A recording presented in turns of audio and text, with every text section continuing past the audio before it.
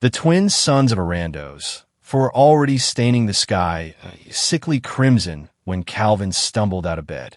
His coffee maker, like everything else on this remote outpost, was malfunctioning again. The machine sputtered, hissed, and produced something that smelled vaguely of motor oil. "Another beautiful morning in paradise," Calvin muttered, rubbing the sleep from his eyes. At 32, he should have been living somewhere exciting. Maybe Earth's lunar colonies or the bustling trade stations of Mars. Instead, he was stuck on this arid rock at the edge of the galaxy, maintaining equipment that seemed determined to break down daily. "Your caffeine intake has decreased by 43% this week," chirped Chippy, the outpost's AI assistant. The voice emanated from several speakers built into the walls, giving the impression that the entire building was talking. "Perhaps you prefer I synthesize some stimulants directly?" "No thanks, Chippy. I'd rather not start my day with synthetic drugs." Calvin wrestled with the coffee maker's access panel. "Besides, fixing things is literally my job. It just doesn't need to start this early." "Maintenance requests have increased by 17% since last month," Chippy informed him. "Your efficiency rating is currently—" "I don't need my efficiency rated before breakfast. Thank you very much." Calvin finally pried open the panel, revealing a tangle of tubes and wires that looked more biological than mechanical. "Just tell me what's broken today." "The Western Relay Station is experiencing transmission failures. Priority level, urgent." Calvin sighed heavily. The Western sector was a 20-minute trek across harsh terrain, and the environmental suit always made him sweat. "Of course it's urgent. Everything's urgent when you're the only technician on the planet." He gathered his tools, checked his suit's integrity, and headed for the airlock. The crimson dawn cast long shadows across the barren landscape. Dust devils swirled in the distance, dancing to an alien rhythm. The walk to the western sector was uneventful, just the usual monotony of red dust and scattered rock formations. Calvin's mind wandered to his old life on Earth, to the family gatherings he'd missed, to the friends who'd stopped calling after he accepted this assignment. He was so lost in thought that he almost walked straight into her. She appeared as if from thin air, tall, impossibly graceful, with skin that shimmered like polished metal under the twin suns. Her ears were elongated, tipped with delicate points, and her eyes held swirling colors he couldn't name. Her outfit was a strange mix of military precision and otherworldly fashion, with flowing panels that seemed to defy gravity. Before Calvin could even process what he was seeing, she spoke. Her voice was melodic yet commanding, carrying an accent he'd never heard before. "You will be my husband." Calvin blinked rapidly, wondering if the coffee machine had actually produced hallucinogens instead of breakfast. "I'm sorry, what?" She swayed slightly, and something in her expression shifted from determination to exhaustion. Her metallic skin seemed to dim, and her otherworldly eyes lost focus. Before Calvin could react, she collapsed. "Chippy!" Calvin shouted into his calm as he caught her. She was surprisingly light, her body radiating an unfamiliar warmth. "I need emergency medical assistance at the western sector. Now!" "Analyzing situation," Chippy responded. "Unknown life form detected. No matching species in database. Vital signs are regular, but present." Calvin looked down at the unconscious alien woman in his arms. "Why me?" he thought. Asterisk, who is she? And why in all the universe did she say, "You will be my husband"? Asterisk. Part 2. The Mystery of the Alien Girl. Calvin carried the unconscious alien back to the outpost, his mind reeling with questions. Her weight seemed to fluctuate as he walked, sometimes feeling light as air, other times becoming almost unbearably heavy. "Medical bay prepared," Chippy announced as Calvin entered the airlock. "Though I must point out that my programming contains limited information on xenobiological first aid." "Just do what you can," Calvin said, laying her gently on the examination table. The medical scanners hummed to life, projecting holographic displays that showed anatomy unlike anything in the database. As the scanners worked, her eyes fluttered open. They locked onto Calvin with startling intensity. The convergence is already beginning, she whispered, her voice stronger than before. Can you not feel it? Feel what? Calvin asked, taking a step back. Look, I think there's been some misunderstanding. You're clearly unwell, and I am Ari of the Allery Dominion, she interrupted, sitting up despite Calvin's protests. And you, Calvin Mercer, are my destined resonance partner. Calvin's mouth fell open. How do you know my name? Ari reached into a hidden pocket of her uniform and withdrew a small, crystalline object that pulsed with inner light. The Codex of Celestial Convergence does not lie. Our frequencies align across the vast expanse of space-time. Right? Calvin said, running a hand through his hair. So you traveled across the galaxy to find me, a maintenance worker on a backwater planet, because some Codex says we're meant to be married. Not merely married, Ari corrected, united through the Lithkar ceremony, joining our essence in harmony with the cosmic flow. Fascinating, Chippy interjected. The Allery Dominion is mentioned in several ancient texts as a civilization that mastered quantum entanglement for interpersonal connections. Thank you, Chippy. That's very helpful, Calvin said sarcastically. And while we're on the subject of helpful things, maybe you could explain why I should believe any of this. Ari stood, her movements fluid and precise.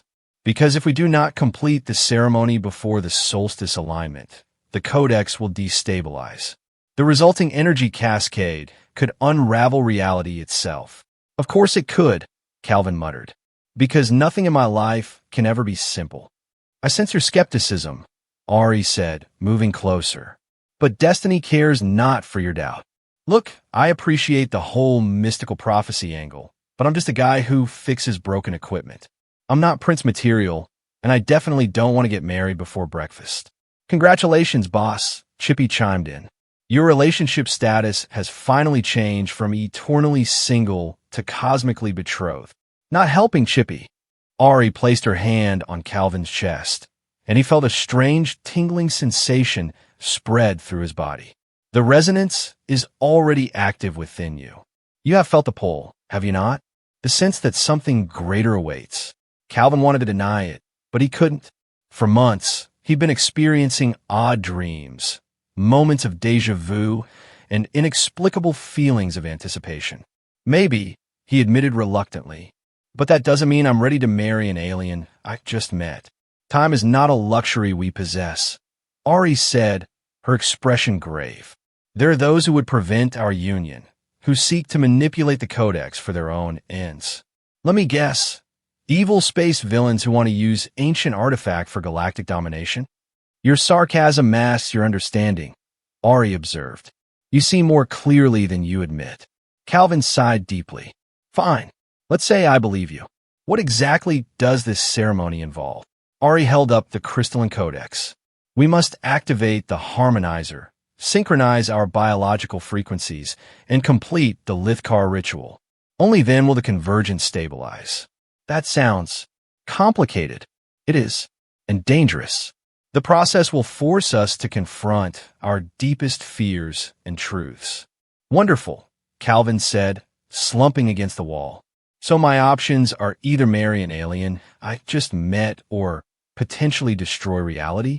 When you put it that way, Chippy offered helpfully, the choice seems rather obvious. Calvin looked at Ari, really looked at her for the first time.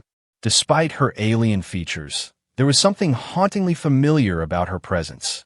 As if he'd known her in dreams he couldn't quite remember. All right, he said finally, show me this harmonizer of yours. But I'm warning you, if this is some elaborate prank, I'm going to be very upset. Ari smiled for the first time, and Calvin felt his heart skip a beat. Trust in the convergence, Calvin Mercer.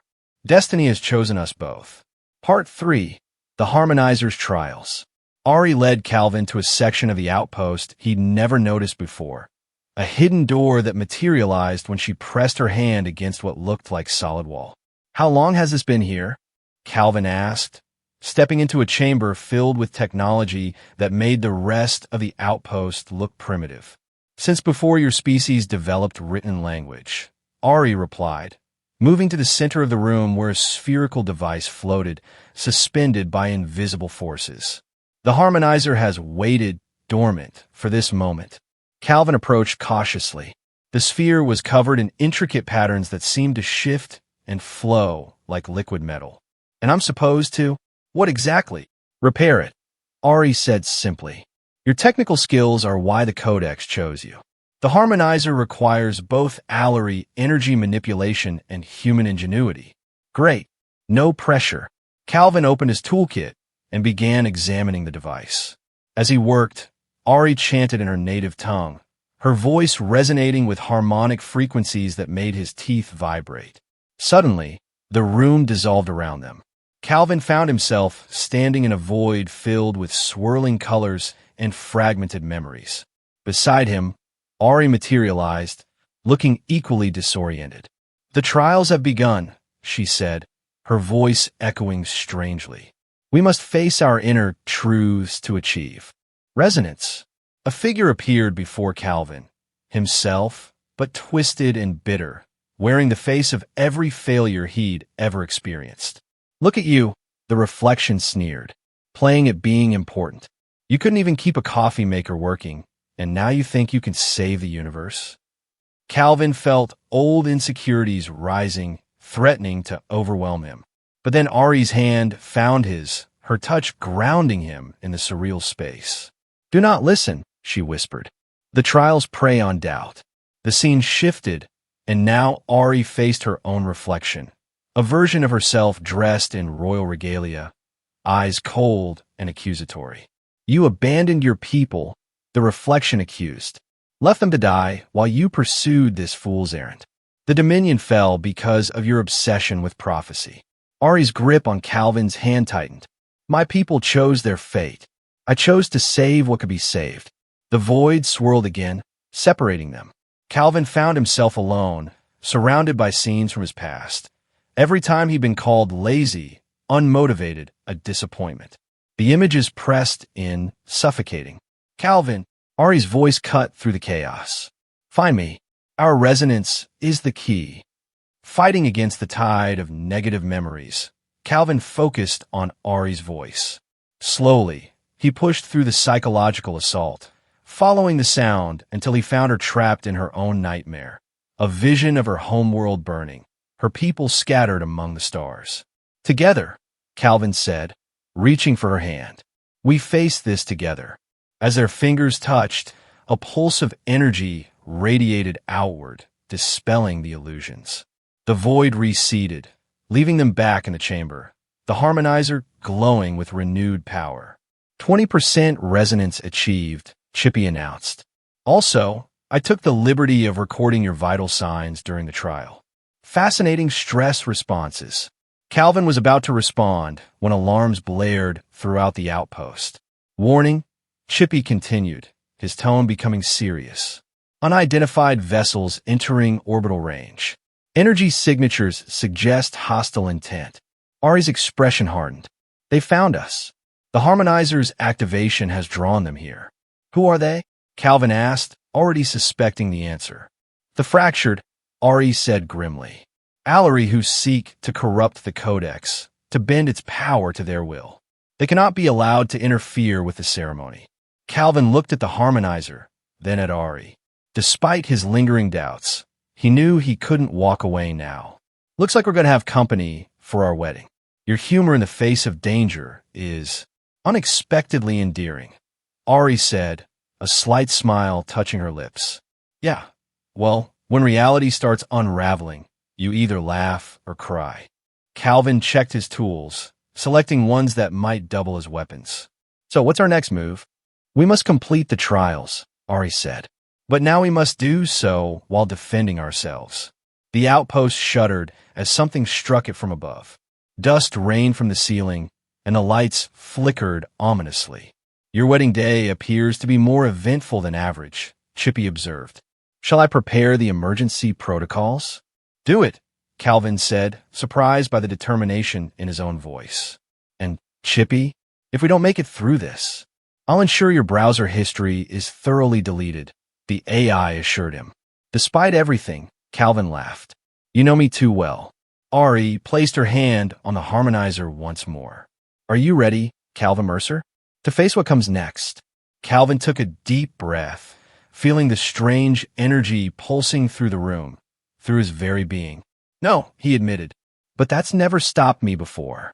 Part 4. The final ritual and enemy intervention. The outpost shook violently as another blast struck. Emergency lights bathed everything in red, creating an atmosphere more suited to a nightmare than a wedding.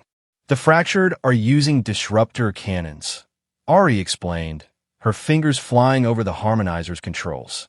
They aim to destabilize our resonance before we can complete the ceremony. Can't we just, I don't know, shield ourselves? Calvin asked, flinching as debris fell from the ceiling. The outpost defenses are already at maximum, Chippy reported. Though I should mention they were designed to repel dust storms, not alien warships. Fantastic, Calvin muttered. Ari turned to him, her metallic skin now glowing with an inner light. Calvin, I need you to trust me completely. The final trial requires absolute synchronization of our essences. You're asking a lot from a guy who had trouble committing to a gym membership. Before Ari could respond, a section of wall exploded inward. Through the smoke, figures emerged, tall, graceful beings like Ari, but their metallic skin was tarnished and their eyes burned with malevolent energy. Step away from the harmonizer, commanded the lead Fractured, his voice distorted by some kind of modulation device. The codex belongs to the true inheritors of the Allery Dominion. The Dominion fell because of beings like you. Ari shot back, positioning herself between the intruders and the harmonizer, those who sought power over harmony. The Fractured leader laughed coldly. And you think this primitive human can help restore what was lost? He's nothing but a tool, easily discarded once his purpose is served. Calvin felt anger rising within him, not just at the insult, but at the threat to Ari. Hey, space jerk, he called out, stepping forward. This primitive human fixed your supposedly unfixable tech. Maybe you should reconsider who's the tool here. Energy weapons powered up with an ominous whine. Calvin realized they were severely outmatched. Chippy, he said quietly. Any chance you've got some hidden defense systems I don't know about? Checking. Ah, yes. It appears the original builders included some interesting features. Activating now. Suddenly, the chamber's walls came alive with crackling energy fields. The Fractured found themselves trapped in containment barriers. That won't hold them long, Ari warned. We must complete the ritual now. She grasped Calvin's hands, pulling him toward the harmonizer. The sphere pulsed rapidly, responding to their proximity. Remember, Ari said, her eyes locked on his. The Lithcar requires complete trust. Are you ready to bind your essence to mine? Calvin looked at her, this alien woman who had crashed into his life and demanded he become her husband. By all logic, he should refuse. But something deeper than logic was at work here. I'm ready, he said. The harmonizer flared brilliantly as they began the ritual. Ari spoke in her ancient tongue, the words resonating through Calvin's bones.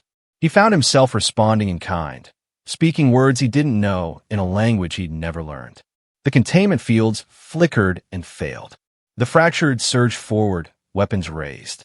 You cannot stop destiny, Ari shouted, her voice amplified by the harmonizer's energy. Watch us, the Fractured leader snarled, firing directly at Calvin. Time seemed to slow. Calvin saw the energy blast coming, knew he couldn't dodge it. But instead of fear, he felt only determination. He would not let Ari down. He would not let the universe down. The blast never reached him. Ari threw herself in its path, taking the full force of the attack. She crumpled to the ground, her metallic skin flickering like a failing light. No, Calvin screamed, catching her before she fell. The harmonizer's light dimmed, the ritual interrupted. Foolish girl, the Fractured leader sneered. Now you'll both die, and the codex will be ours. But something was happening to Calvin. The rage and grief he felt ignited something within him. The resonance Ari had awakened. Energy crackled around his body, and when he spoke, his voice carried the weight of cosmic forces. You want the codex? He said, standing slowly. Come and take it. The harmonizer responded to his fury, blazing brighter than ever. The fractured recoiled, shielding their eyes. Impossible, the leader gasped. A human cannot wield such power. This human can, Calvin replied. He knelt beside Ari, cradling her in his arms. And this human chooses to complete what we started. Ari's eyes fluttered open. The ceremony, she whispered. We must. I know, Calvin said softly. He helped her stand, supporting her weight. Together, they faced the harmonizer once more. The fractured attacked again, but this time Calvin was ready. The energy flowing through him created a shield that deflected their weapons. He and Ari moved in perfect synchronization, their voices joining in the ancient ritual. By the light of distant stars, Calvin intoned, the words coming naturally now. By the bonds that transcend space and time, Ari continued.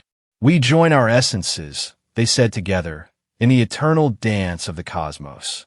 The harmonizer erupted in a column of pure light that pierced the outpost's roof and shot into the sky.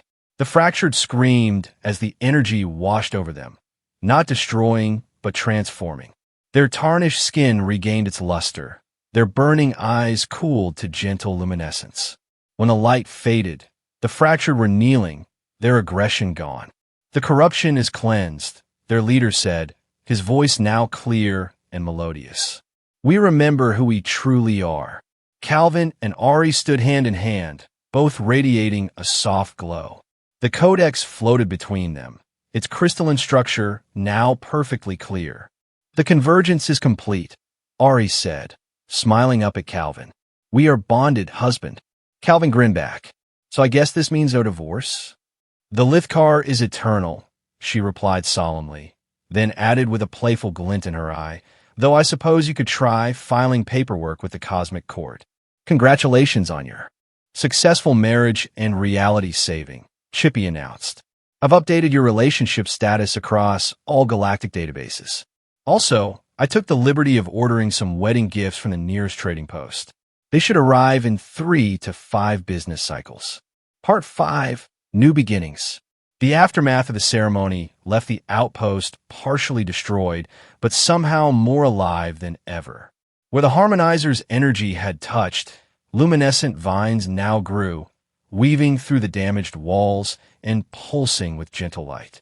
The Codex is rewriting local reality, Ari explained as they surveyed the damage. Life will flourish here now. Calvin experimentally touched one of the glowing vines.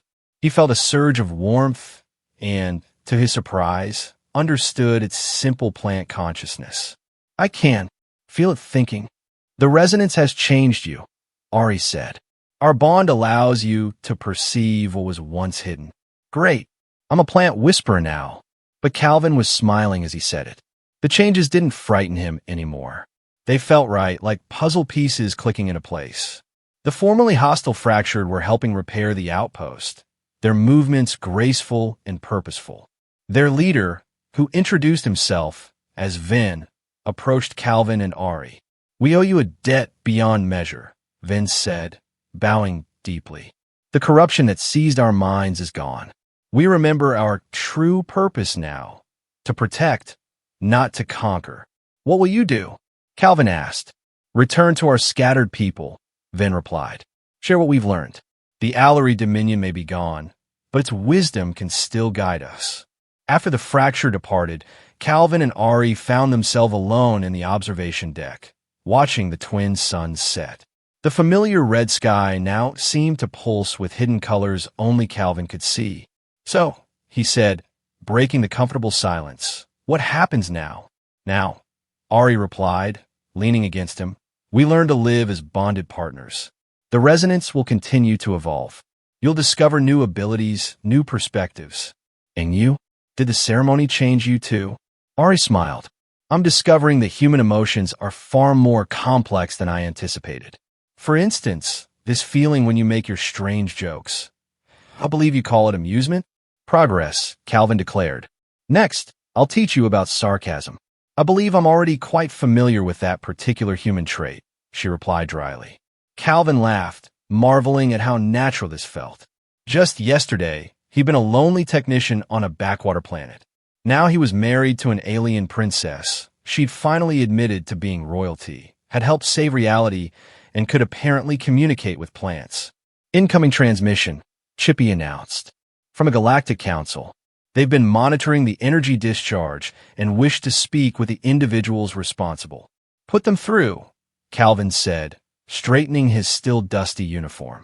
A holographic display materialized, showing a diverse array of alien beings seated around a curved table. Calvin Mercer and Ari of the Allery Dominion spoke a being that looked like a crystalline tree. Your actions have prevented a catastrophic reality cascade. The Council wishes to offer you positions as interdimensional ambassadors. Calvin and Ari exchanged glances. What would that entail? Calvin asked. You would travel between worlds, using your unique resonance to identify and prevent similar threats. The bond you share makes you uniquely qualified to detect disturbances in the cosmic fabric. From maintenance worker to cosmic diplomat, Calvin mused. That's quite a career jump. The Council can provide you with a ship and resources, the crystalline being continued. You would have considerable autonomy in your missions. Ari squeezed Calvin's hand. What do you think, husband? Ready for adventure? Calvin thought about his old life, the loneliness, the routine, the sense that something was missing. Then he looked at Ari, felt their connection humming with possibility. Why not, he said. Someone's got to keep the universe running smoothly. The Council members nodded approvingly. We'll send a ship within the week. Welcome to the Cosmic Maintenance Corps. After the transmission ended, Calvin and Ari made their way to the outpost's small kitchen. Calvin attempted to show her how to make coffee successfully and pancakes less successfully. I don't understand, Ari said, poking at the blackened disc on her plate. The molecular composition should be perfect. Cooking is an art, not a science, Calvin explained, flipping a much better-looking pancake. It takes practice. Like marriage? She asked innocently. Exactly like marriage. He slid a properly cooked pancake onto her plate. Though I have to say, for a couple who got married to prevent universal collapse, we're doing pretty well. Alert, Chippy interrupted, receiving multiple congratulatory messages from across the galaxy. It seems news of your union has spread. Also, 3 different cultures are claiming the right to host your official wedding celebration. Calvin groaned. Can we tell them we elope? Technically, you did, Chippy pointed out. Eloping to save reality still counts as eloping. Ari laughed, a sound Calvin was growing to love. We should at least consider their offers. Diplomatic relations are important. Fine, but I draw the line at any ceremony involving ritual combat or ingesting glowing substances. Agreed. Though I should mention that by Allery tradition, we're required to consummate our bond by dancing under the light of 3 moons. Calvin paused mid-bite. Wait, seriously? Ari's expression remained completely serious for about 3 seconds before she burst into laughter. Your face. Oh, I'm definitely mastering this humor concept. You're a terrible influence on her, Chippy, Calvin accused. I live to serve, the AI replied smugly. Also, I've taken the liberty of designing wedding announcements. Would you prefer the ones with holographic projections or the ones that sing when opened?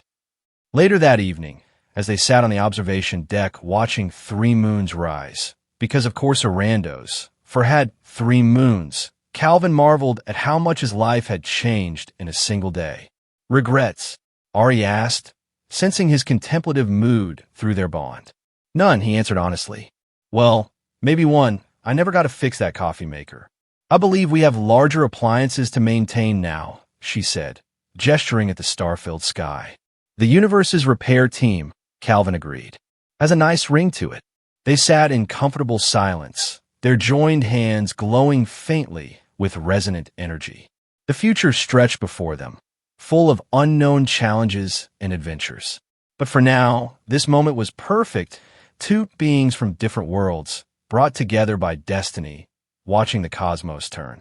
You know, Calvin said thoughtfully, for a guy who couldn't commit to a gym membership, I think I'm handling eternal cosmic marriage pretty well.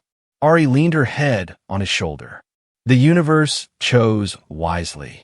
Yeah, Calvin agreed, feeling their bond pulse with shared contentment. I guess it did. As the three moons aligned overhead, casting the landscape in silver light, Calvin Mercer, former maintenance worker, current interdimensional ambassador, and somewhat bewildered husband, realized that sometimes the best things in life come when you least expect them. Even if they do start with an alien woman telling you, "You will be my husband."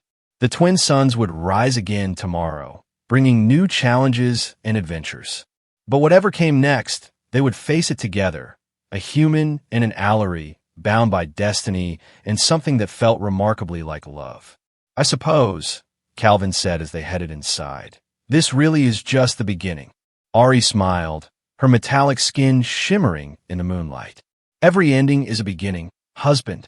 The resonance has brought us together, but what we make of it, that's entirely up to us. No pressure, right?" "None at all," she assured him. "Just the fate of reality itself." "Story of my life," Calvin laughed. "At least now I have someone to share it with." Hand in hand, they walked back into the outpost, ready to face whatever the universe had in store for them. The glowing vines pulsed approvingly. The codex hummed with satisfied energy, and somewhere in the cosmic database, Chippy was already planning their first anniversary celebration. It was, all things considered, a perfectly normal ending to a perfectly abnormal day.